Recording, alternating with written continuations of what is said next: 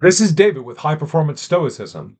I want to talk to you about this topic: why we are irrational, according to the Stoics. In a previous video, I discussed the Stoic view that the human psyche, the human soul, is necessarily rational, and what that means. Basically, it means that we have thoughts and we can do things with our mind, with our thoughts, that are rational things that animals that aren't rational simply can't do. We can make plans and reconsider them. We can evaluate situations and our options. We can make calculations and we can put forth arguments to support our beliefs. All those things are part of being a rational animal. So, how then do the Stoics explain that we are often irrational, especially in light of the following? The Stoics make a very striking claim, and that is we were born to be virtuous. And being virtuous means our mind, our reason is meant to be fully rational. In other words, that we get to a point where we don't have any irrational emotions.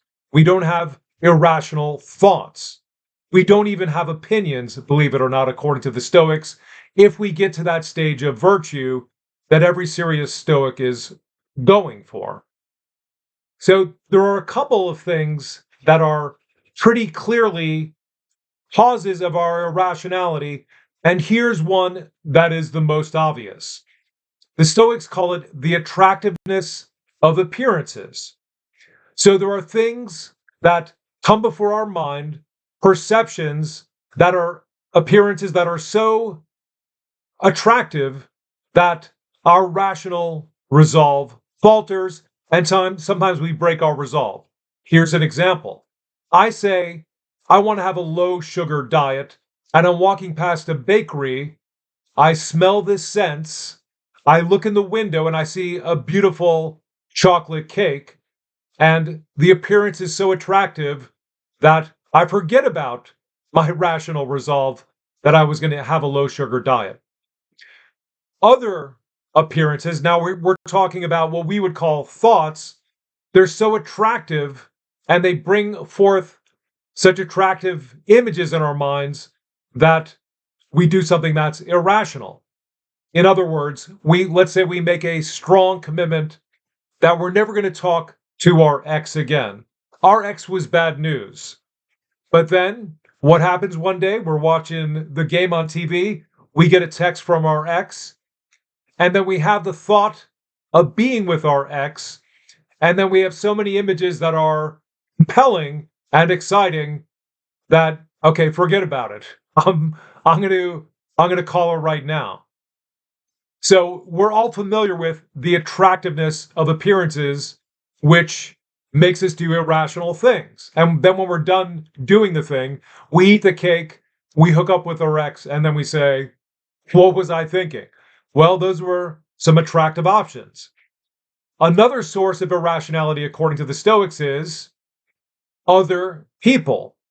We grow up around one group of people in particular, our parents, our siblings. And our parents do many things that are irrational. And so then what do we do? Believe it or not, there are many people out there who think if I stub my toe, I can't help but yell. I can't help but pound something or say, damn it, or even worse. And why would they think they can't even believe someone can stub their toe, really hurt themselves, but be quiet? Because they grew up around a parent who did that all the time. That's what dad did when he stubbed his toe, and he would yell and say irrational things. So it's normal to us, so we're conditioned to do it. And then when you put in what happens at school, what happens with our other people that influence us, relatives, friends of the family, teachers, politicians, you get the idea.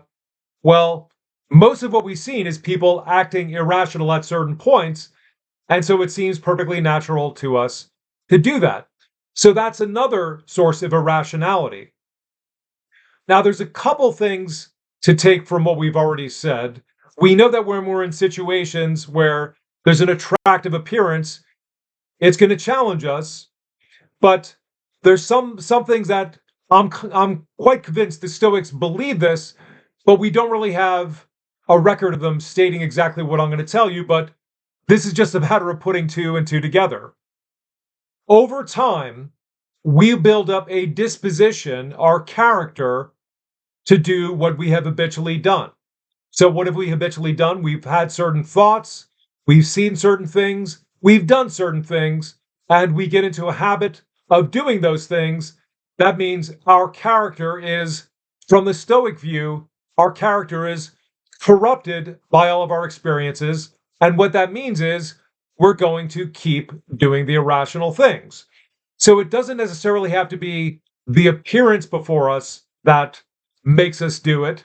It doesn't necessarily have to be the influence of other people, because remember, we forget about those influences, and sometimes it takes a revelation or an insight, or maybe we're in therapy and then we see, okay, now I know why I'm doing this.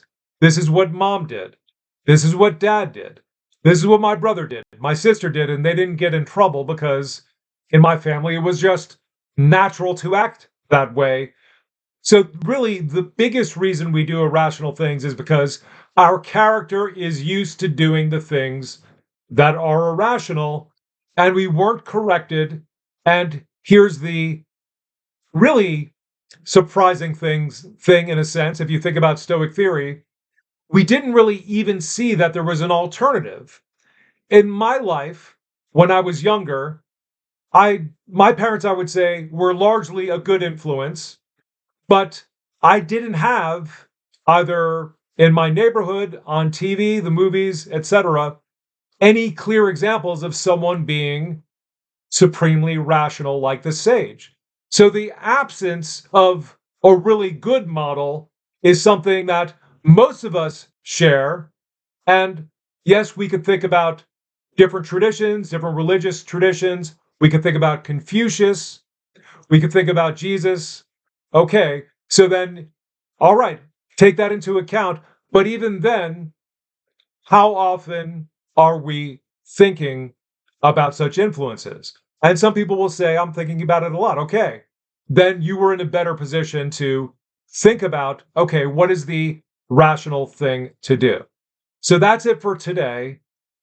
Like, subscribe, give me a comment, and we'll see you in the next video.